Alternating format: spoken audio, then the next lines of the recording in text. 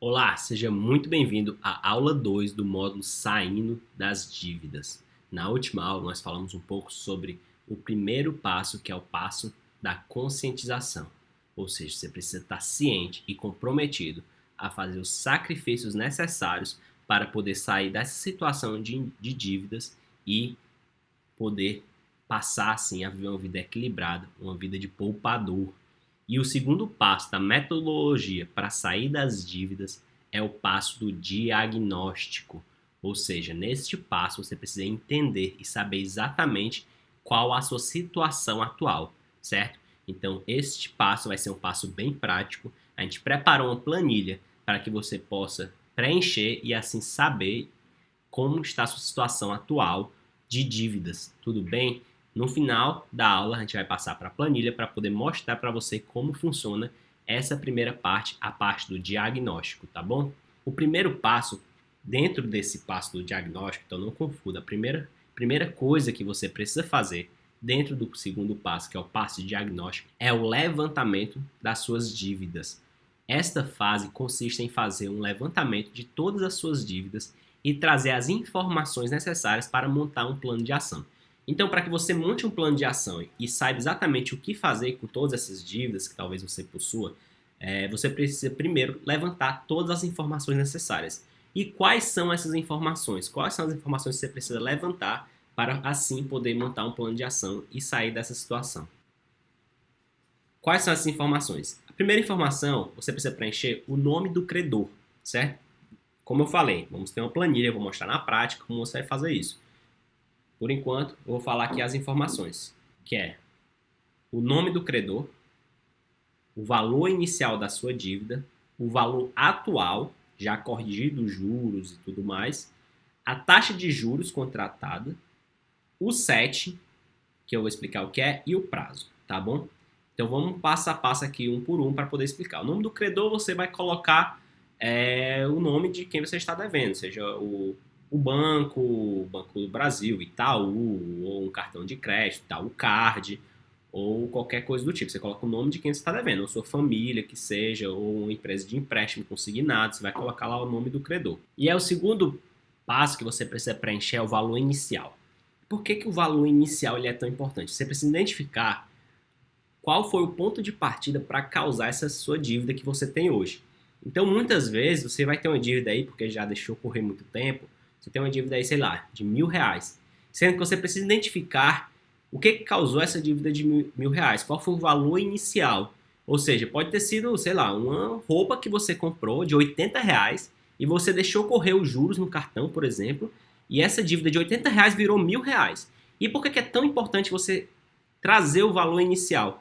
Porque esse valor inicial vai ser um argumento para o último passo que a gente vai falar, que é o argumento vai ser um argumento para que você possa ter poder de negociação, certo? Então, se você não sabe o que causou a dívida, você vai ter poucos argumentos na hora de negociar. Dizer, nossa, como é que comprei algo de R$ 80 e virou 1.000? Não faz sentido, você vai usar, eu me enrolei. Então, assim, é muito importante você ter esse valor inicial para que você possa ter o máximo de informações possíveis para quando chegar no momento da negociação, que é mais para frente, eu vou explicar, você conseguir utilizar esses argumentos, essas informações a seu favor, certo? Então você precisa identificar o valor inicial de todas as suas dívidas, quanto é que realmente você tinha gasto, ou quanto é que você quis perceber o empréstimo. Se eu peguei R$ 1.000 de empréstimo, então você precisa identificar esse valor inicial, tá bom?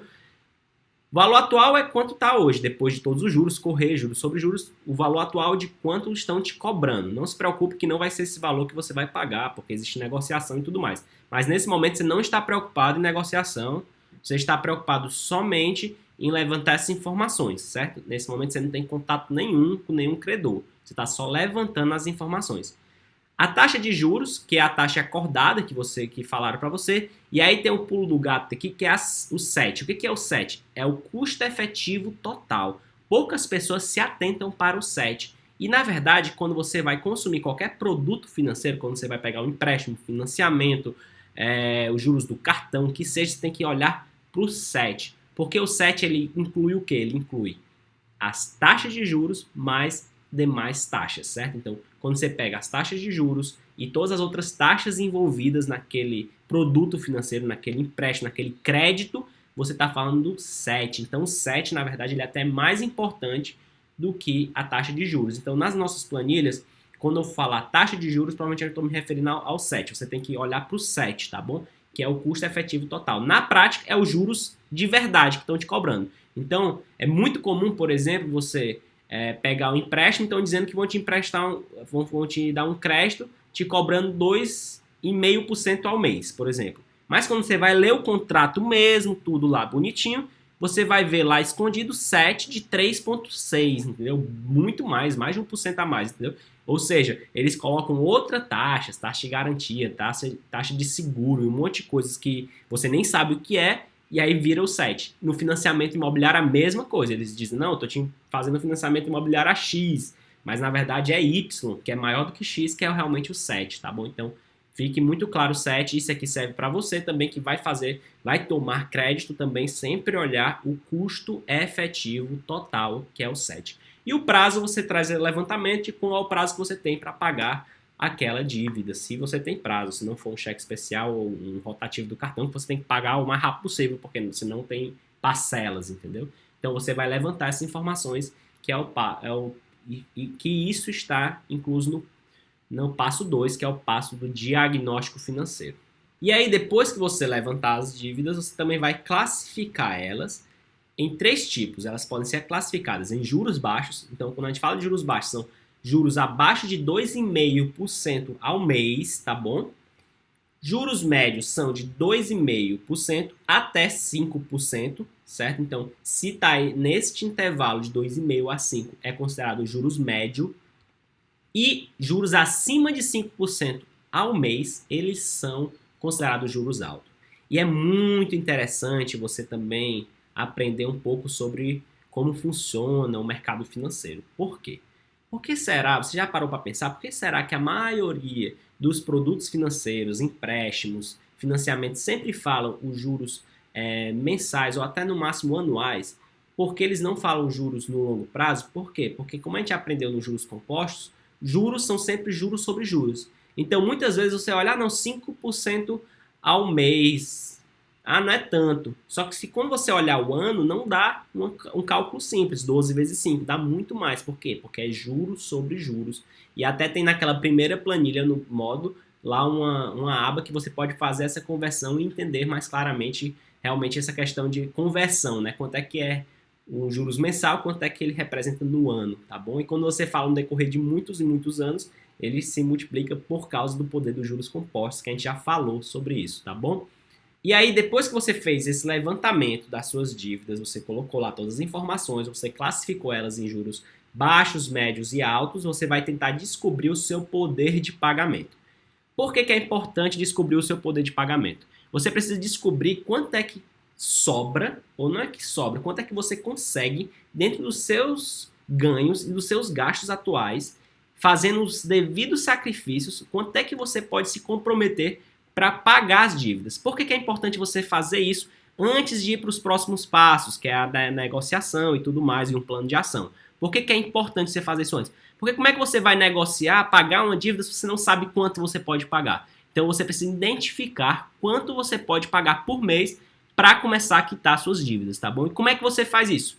Justamente fazendo aquele diagnóstico financeiro do módulo passado, anotando tudo o que você gasta, tudo que você ganha e vendo ali o que você pode cortar para aumentar a sua receita e diminuir seus gastos para que assim você descubra o seu poder de pagamento, ou seja, quanto no final do mês você vai conseguir destinar para o pagamento de dívidas nesse momento que você está endividado. No futuro vai ser para investimentos. E aí uma metodologia que você pode utilizar para poder cortar gastos e conseguir aumentar esse poder de pagamento, esse poder de pagar as dívidas, você pode classificar os seus gastos, lá você está anotando seus gastos, você pega eles lá, imprime, bota no papel, o que seja, você vai classificar eles em gastos essenciais, bens de garantia e gastos supérfluos. O que são gastos essenciais?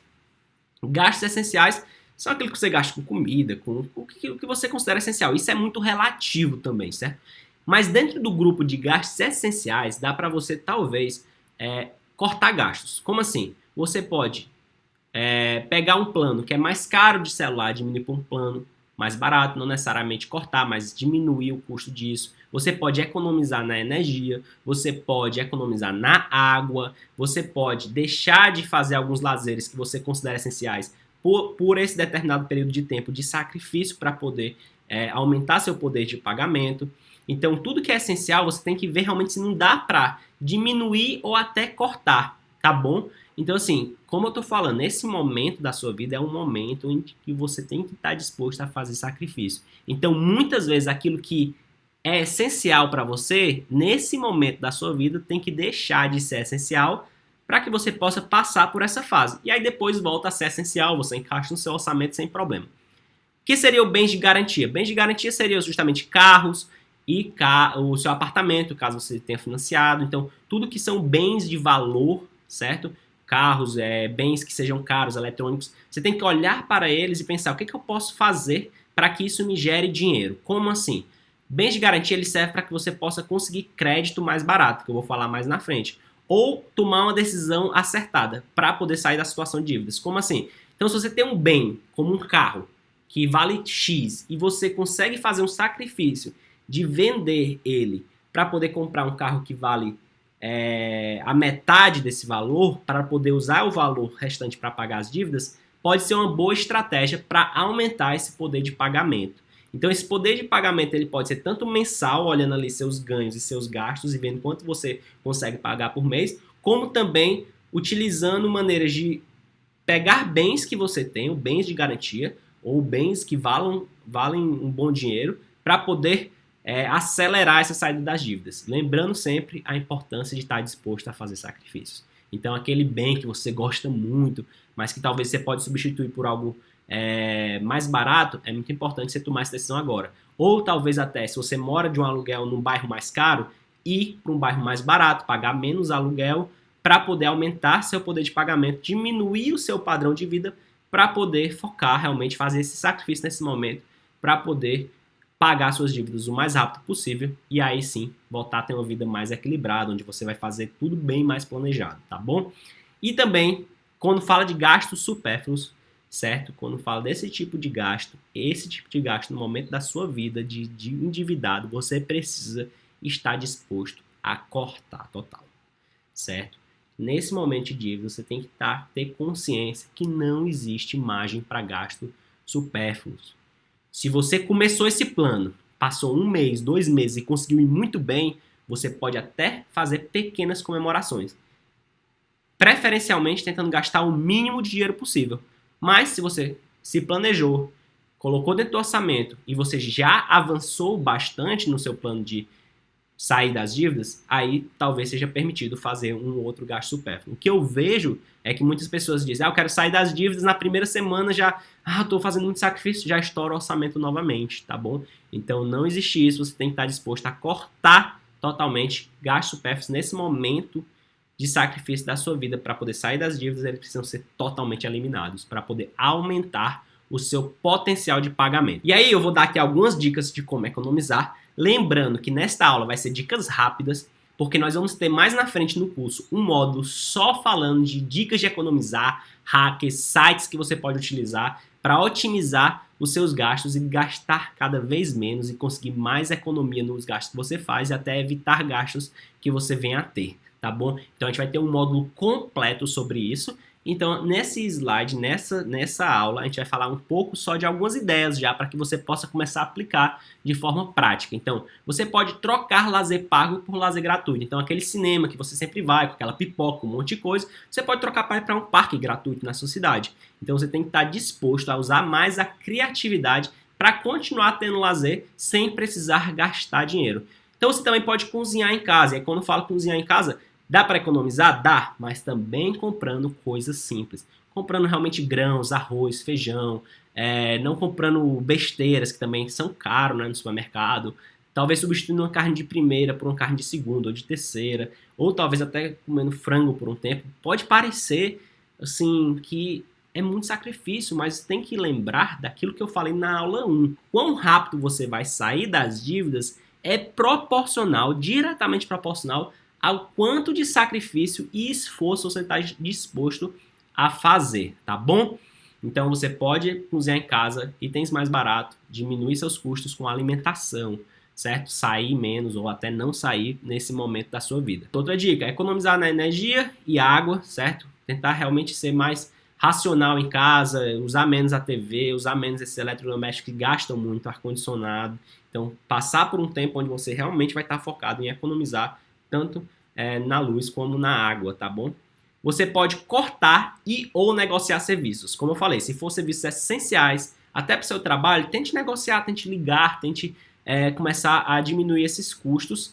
Ou, se for algo que dá para cortar, que é um gasto supérfluo, como talvez uma TV por assinatura, você corta, porque não faz sentido neste momento da sua vida ter esse tipo de gasto, tá bom? E outra dica prática é diminuir o padrão de vida. E quando eu falo diminuir o padrão de vida, é justamente fazer algumas mudanças um pouco mais drásticas, mas que talvez tenham efeitos melhores até do que essas pequenas mudanças, como, por exemplo, mudar de um bairro mais caro para um bairro mais barato, trocar um aluguel mais caro por um aluguel mais barato, trocar de um carro mais caro e conseguir vender para comprar um carro mais barato e utilizar essa diferença nesse planejamento de pagar as dívidas. Lembrando, estou sempre falando, todos esses sacrifícios são no momento de vida momentâneo, certo? É um momento de desequilíbrio, é um momento onde você vai fazer sacrifícios para poder sair da situação. E aí, todos esses aprendizados servirão para que você possa, depois disso, ter uma vida equilibrada, uma vida de poupança, tá bom? Uma vida onde você vai ser capaz de poupar todos os meses. E aí, dicas para aumentar sua renda. Também vai ser dicas mais curtas, mas a gente vai ter um módulo falando sobre isso. Você pode vender o que não utiliza. Então, veja a sua casa, veja tudo que você tem que você não utiliza e utilize sites para vender, como Mercado Livre, OLX e outros. Pesquise na internet. A gente vai falar um pouco sobre isso no outro módulo, de sites específicos, mas você tem que olhar tudo que você pode vender e não utiliza para tudo que você pode vender para conseguir aumentar a sua renda dessa forma.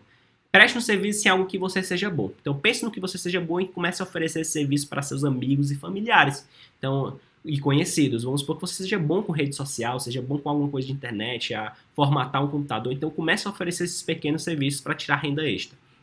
Venda doces no trabalho ou comida que você faça caseira. Então, transforme até a alimentação, que é um custo, em talvez uma fonte de renda extra para você.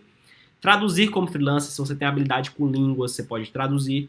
Você pode ser afiliado de produtos digitais também, existe até da Amazon também, vender livros e ganhar uma comissão. Então, existem maneiras de fazer isso, a gente vai falar um pouco mais a fundo no módulo de aumentar a renda. E trabalhar mais no seu serviço atual, ou entregar mais, ou até falar da sua situação para o seu chefe, dizer que você está ansioso para trabalhar mais, entregar mais, e perguntar se você pode ser melhor remunerado em termos das suas quantidades de hora para poder ganhar uma renda extra, seja com hora extra no trabalho ou até entregando mais resultado, tá bom? Então essas aqui são algumas dicas de como aumentar sua renda. É muito importante você entender também que existem dívidas boas e dívidas ruins. Em geral, dívidas boas são aquelas dívidas que estão controladas, certo? Que você está dentro do seu orçamento, você não compromete seu orçamento, entendeu? Então, uma dívida que você tenha, mesmo que seja um financiamento bancário que comprometa 60% da sua renda, ela não é considerada uma dívida boa, porque ela compromete muito os seus ganhos. Então, dívida boa é uma dívida controlada, uma dívida que está dentro do orçamento, que compromete uma parte planejada e que também tem taxas de juros baixas. Então, não existe dívida boa com taxas de juros exorbitantes.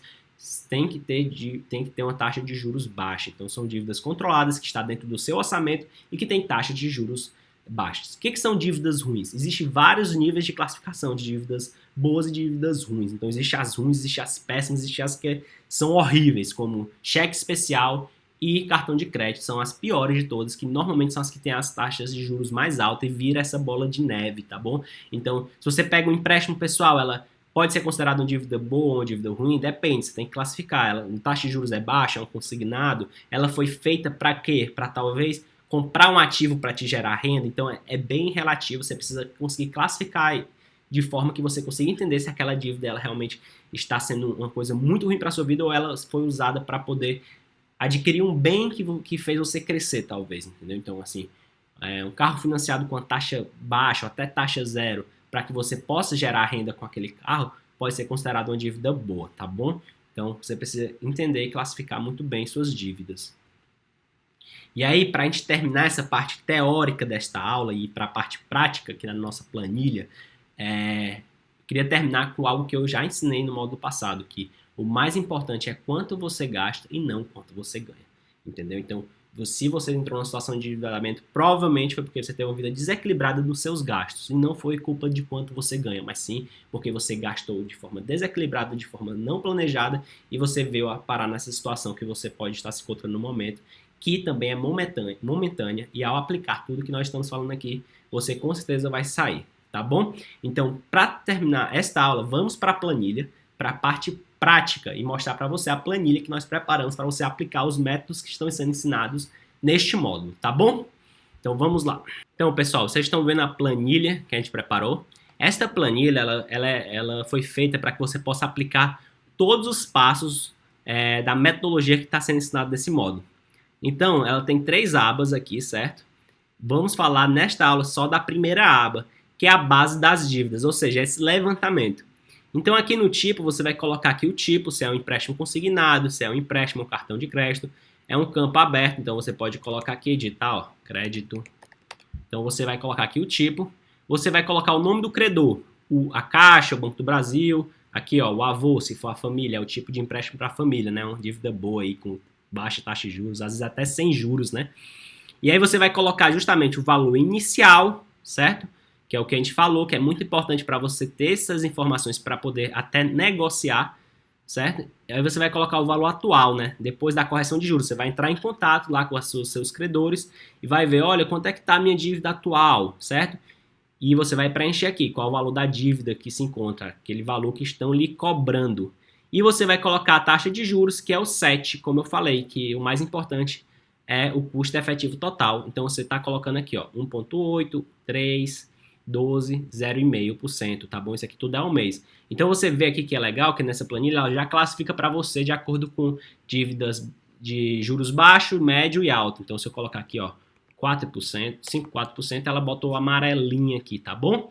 E aí se eu colocar aqui 1,5, que era o que estava, ela fica verde, porque ela é considerada uma dívida baixa, e você vai colocar a quantidade de meses que você tem para pagar aquela dívida, tá bom? Se é uma dívida que está parcelada. Se for uma dívida que está correndo lá, como um cheque especial ou um cartão, você coloca só o valor e coloca aqui um mês, tá bom?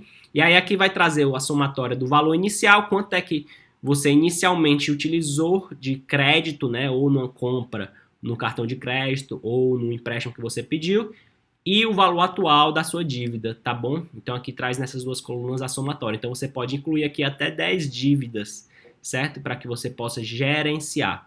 Então a gente não botou mais do que 10, porque o ideal é que você coloque principalmente as 10 maiores dívidas e depois você vai limpando e tudo mais. E se você quiser editar também, você pode editar, mas a gente colocou aqui como 10 dívidas, tá bom? Então nessa primeira parte prática, você precisa simplesmente trazer os valores, como você vê aqui, tá preenchido, então você vai receber essa planilha para você preencher com o seu caso específico. Mas é bem simples essa primeira parte. Essa primeira parte não existe nada que você precisa se preocupar em termos de o que é que eu faço agora? É simplesmente levantar. Não precisa se preocupar com a ordem que você vai colocar aqui, porque mais na frente a gente vai ver que a planilha ela vai te trazer uma ordem de prioridade de acordo com essas informações. É simplesmente levantar os dados das suas dívidas e preencher essa planilha. Então o dever de casa aí, o dever que você tem para colocar em prática é, se você tem dívidas, ligar e procurar entrar em contato, seja por ligação ou via computador, via e-mail, para poder entender qual o valor atual das suas dívidas, qual é a taxa de juros efetiva, né, o custo efetivo total, a taxa mensal. Todas as instituições, todos os credores, eles são obrigados a lhe dar essas informações, tá bom? Então você pode entrar em contato com eles e preenche essa primeira parte da planilha. Ficou claro? Então essa planilha vai ser super útil para que você possa montar o seu plano de ação para sair das dívidas. Eu estou muito animado e eu tenho muita confiança de que você vai sair dessa situação e que você está no caminho certo.